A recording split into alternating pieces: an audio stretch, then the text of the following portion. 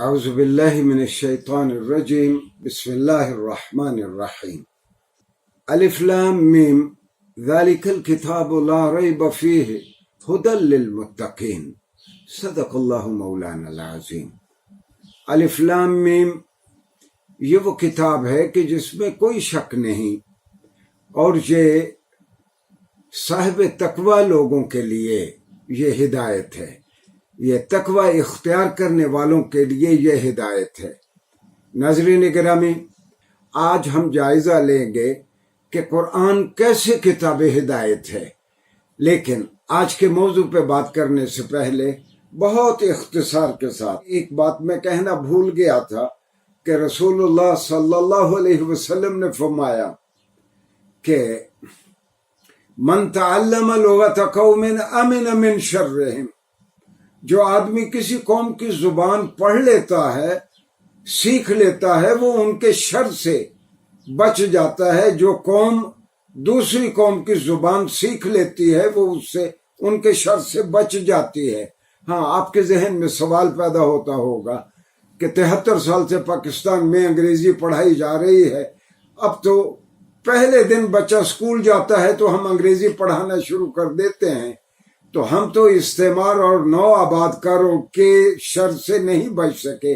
اس کا سبب یہ ہے کہ ہم ان کے شر سے بچنا نہیں ہم نے چاہا، ورنہ سب سے سچے نے کہا، اور یہ بات زیادہ واضح ہوگی جب میں آپ سے یہ عرض کروں گا کہ واگہ کے پار ہندوستان میں گرمکھی اسکرپٹ میں اور دیوناگری اسکرپٹ میں یعنی ہندی اسکرپٹ میں پاکستان کے بارے میں ہر سال کم و بیش 800 سے 1000 کتابیں چھپتی ہیں۔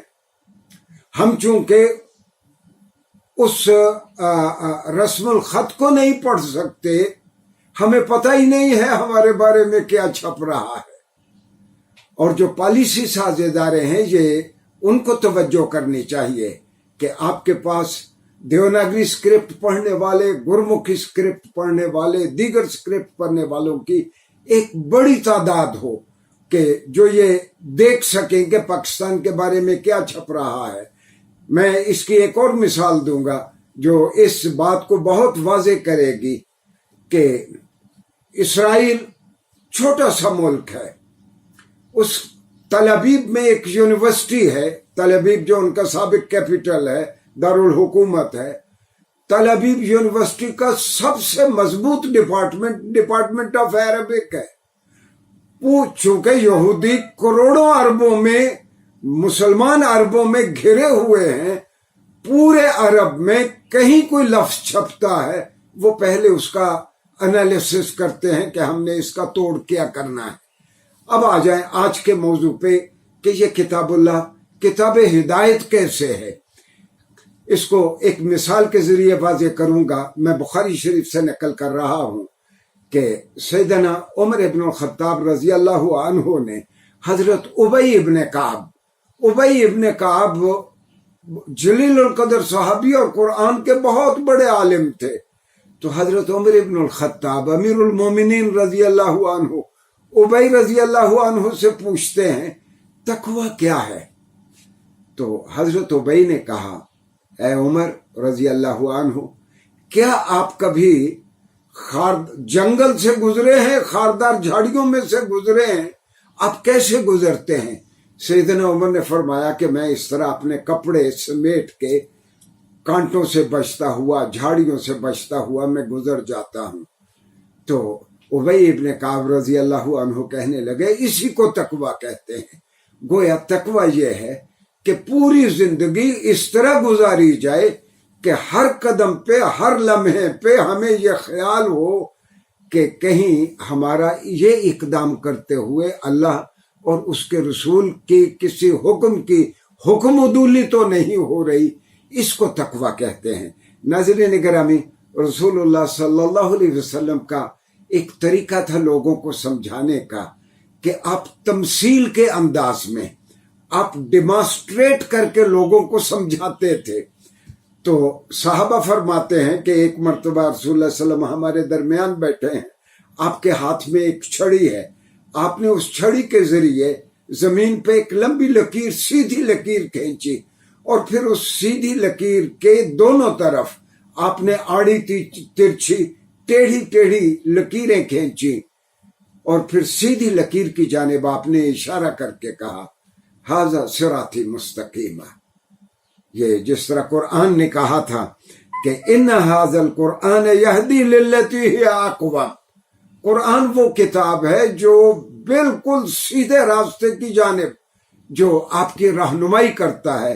تو اس کو رسول اللہ صلی اللہ علیہ وسلم نے صحابہ کے سامنے تمثیلی انداز میں اس طرح پیش کیا کہ ان ھذی صراطی مستقیمہ، میرا سیدھا راستہ تو یہ ہے. یعنی اس کا مطلب یہ ہے کہ ہم میں سے ہر کسی کے فرائض اور حقوق کا ہمارے دین متین نے تعین کر دیا ہے. میں اگر کسی کا بیٹا ہوں تو میرے ذمے کچھ فرائض ہیں جو میں نے اپنے بوڑھے والدین کے ادا کرنے ہیں. میں اگر شادی شدہ ہوں، اپنے گھر کا سربراہ ہوں، تو میرے ذمے کچھ فرائض ہیں جو میں نے اپنے گھر والی کے، بیگم کے اور بچوں کے ادا کرنے ہیں.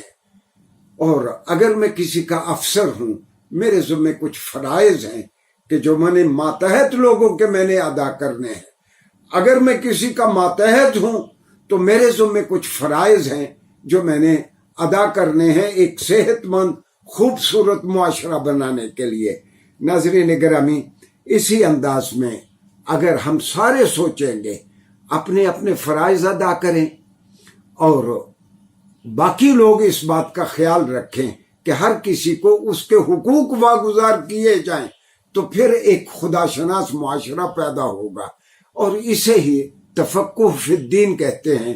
رسول اللہ فرماتے تھے کہ من یرد اللہ بہ خیرا، اللہ تعالیٰ جس شخص کے ساتھ بھلائی کا ارادہ فرماتا ہے، یفقہہ فی الدین، اللہ تعالیٰ اسے دین کی سمجھ عطا کر دیتا ہے.